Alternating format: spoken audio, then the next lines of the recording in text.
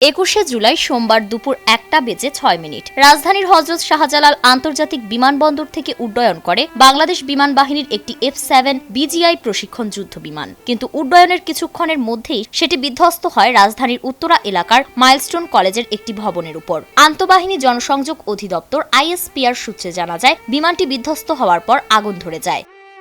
চীনের তৈরি এই যুদ্ধ বিমানটি চেংদু J7 মডেলের রপ্তানি সংস্করণ, যা বাংলাদেশে F7 নামে পরিচিত। মূলত রাশিয়ার MiG-21 এর লাইসেন্সপ্রাপ্ত সংস্করণ এটি। 1964 সালে চীনের সেন ইয়াং এয়ারক্রাফট ফ্যাক্টরিতে এই যুদ্ধ বিমান উৎপাদন শুরু হয় এবং সময়ের সঙ্গে সঙ্গে বিভিন্ন সংস্করণ তৈরি করে বিশ্বের বিভিন্ন দেশে রপ্তানি করে চীন। 2013 সালেই এই যুদ্ধ বিমানটির উৎপাদন বন্ধ হয়ে গেলেও বাংলাদেশে এখনও তা ব্যবহৃত হচ্ছে, যা প্রযুক্তিগতভাবে প্রশ্নবিদ্ধ।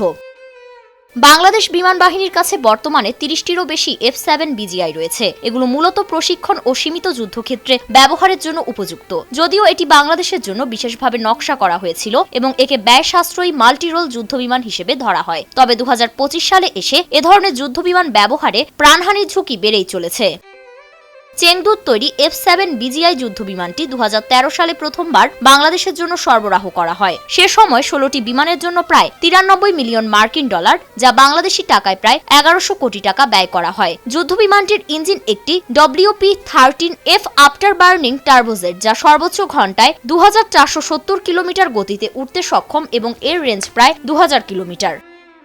এতে অস্ত্র বহনের সক্ষমতা থাকলেও তা অত্যন্ত সীমিত। এটি সর্বোচ্চ 3000 পাউন্ড পর্যন্ত বোমা বহন করতে পারে, যেখানে আধুনিক যুদ্ধবিমান যেমন JF-17 বা রাফাইল বহন করতে পারে 6000 থেকে 9000 পাউন্ড। এছাড়া বিমানটির রাডার সিস্টেম আধুনিক AI ভিত্তিক সেন্সরের তুলনায় অনেক পিছিয়ে। ইলেকট্রনিক্স ওয়ারফেয়ার, জ্যামিং, সিগন্যাল ইন্টেলিজেন্সেও এর সামর্থ্য সীমিত।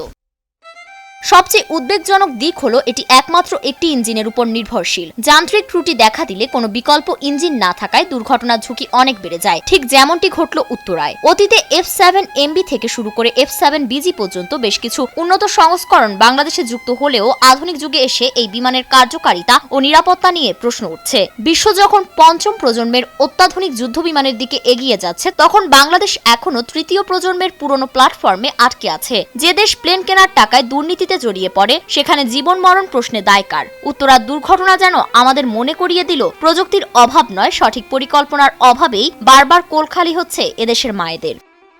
ফারিন রহমান প্রীতি, নয়া দিগন্ত।